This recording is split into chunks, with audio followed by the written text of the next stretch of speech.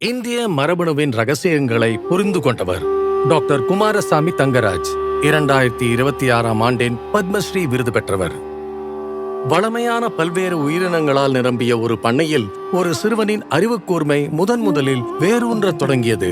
அந்த ஆர்வமே வாழ்க்கையின் மறைந்திருக்கும் ரகசியங்களை வெளிப்படுத்தும் சக்தியாக வளர்ந்தது. ஆனால் அவர் தனது வாழ்க்கை நோக்கத்தை கண்டுபிடிக்கப் போகும் இடம் தமிழ்நாட்டின் செய்யூரில் அமைதியான பண்ணைகளிலிருந்து பல மைல்கள் தூரத்தில் இருந்தது. அது உயிரோட்டமுள்ள ஹைதராபாத் நகரம். அங்கு அவர் இந்திய மக்களின் மரபணு வரலாற்றை வெளிக்கொணர்ந்து அவர்களின் அற்புதமான பன்முகத்தன்மை குறித்து ஆய்வு செய்தார். அரசு பள்ளியில மாணவனா இருந்தப்ப நினைவு இருக்கு, வசதிகள் ரொம்ப குறைவு.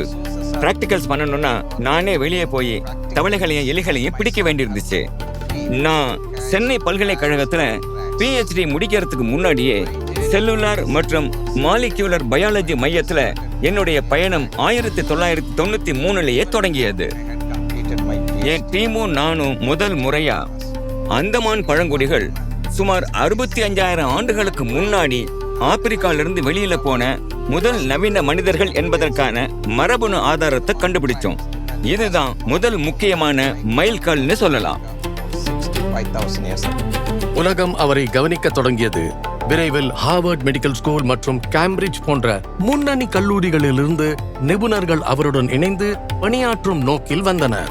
அவரது தொடர்ந்த ஆய்வுகள் நம்மிடையே வேறுபாடுகள் இருந்தாலும் அனைத்து இந்தியர்களும் ஆழமாக இணைந்தவர்கள் என்பதை வெளிப்படுத்துகின்றன. அது பகிர்ந்த மரபில் உருவானது, வேற்றுமையில் ஒற்றுமை என்ற கருத்தை உறுதிப்படுத்தியது. இந்திய மக்களுக்கே உரிய மறைமுக மரபணு நோய்கள் குறித்து அவர் மேற்கொண்ட ஆராய்ச்சி வருங்காலத்தில் இந்தியர்களில் மரபணு நோய்கள் ஏற்படுவதை தடுப்பதில் முக்கியமானதாக இருக்கும். அவர் மனைவியின் ஆதரவு இல்லாமல் இந்த வெற்றிகள் எதுவும் சாத்தியமாகி இருக்காது என்று டாக்டர் தங்கராஜ் கூறுகிறார். அவருக்கு ஒரே வருஷத்துல 3 பெரிய விருதுகள் கிடைச்சது. இதுக்கு கடவுளுக்கு மனசார நன்றி சொல்றேன். நாங்க 2 பேரும் CSIR CCMBல சேவை செஞ்சோம். 28 வருஷமா சேர்ந்து வாழறோம். எல்லாரும் தூங்குற நேரத்துல கூட லேப்ல லைட் அணையாம அவர் வேலை பார்த்துக்கிட்டே இருப்பாரு. இந்த தம்பதிக்கு 2 குழந்தைகள். வேலைப்பளு அதிகமாக இருந்தாலும் குடும்பத்தோடு நேரம் செலவிடுவதை அவர்கள் தவற விடுவதில்லை. என்னோட அனுபவத்திலிருந்து சொல்றேன், இளம் விஞ்ஞானிகள் கடினமா உழைக்கணும். அதே நேரத்துல வேறு துறையில இருக்கிற எக்ஸ்பர்ட்ஸ் கூட சேர்ந்து வேலை செய்ய தயாரா இருக்கணும். அப்படித்தான் பிரச்சனைகளுக்கு தீர்வு காண்றது இன்னும் சுவாரஸ்யமாவும் எளிமையாவும் இருக்கும். அதே சமயம் நாட்டுக்கும் பெருமை சேர்க்கும்.